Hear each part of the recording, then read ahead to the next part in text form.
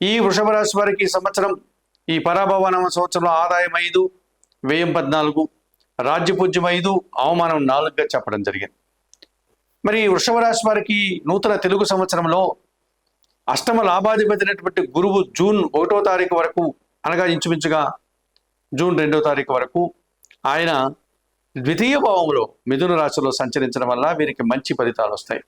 వీరి మాటకు విలువ పెరుగుతుంది, స్థిరాస్తుల నుంచి లాభాలు అందుకుంటారు, కుటుంబ సౌఖ్యాన్ని పొందగలుగుతారు, అనుకోకుండా నూతన అవకాశాలు వస్తాయి, నూతన లాభాలు అందుకుంటారు, సమాజంలో గౌరవ మర్యాదలు అందుకుంటారు, విద్యార్థులకు మంచి ఫలితాలు వస్తాయి. ఇక భాగ్య దశమాధిపతినటువంటి శని భగవానుడు ఈ సంవత్సరం అంతా కూడా, ఈ తెలుగు సంవత్సరం అంతా కూడా లాభభావములు మీనరాశిలో సంచరిస్తున్నాడు. వృషభ రాశి వారికి శని భగవానుడు లాభములు సంచరించడం వల్ల పనివారి సహకారంతో ఇంట బయట చాలా పనులు పూర్తి చేసుకుంటారు. వ్యవసాయదారులకు మంచి ఫలితాలు వస్తాయి. కార్మికులు, శ్రామికులు ఈ సంవత్సరం మీ కష్టానికి తగిన ఫలితాన్ని, గౌరవాన్ని పొందగలుగుతారు. అన్ని రకాలుగా ఆనందకరమైనటువంటి వాతావరణాన్ని మీరు చవి చూస్తారు. ఇక దశమంలో కుంభరాశిలో రాహు సంచరిస్తున్నాడు. డిసెంబర్ 5 తర్వాత ఈ రాహు ప్రతికూలంగా మారుతాడు.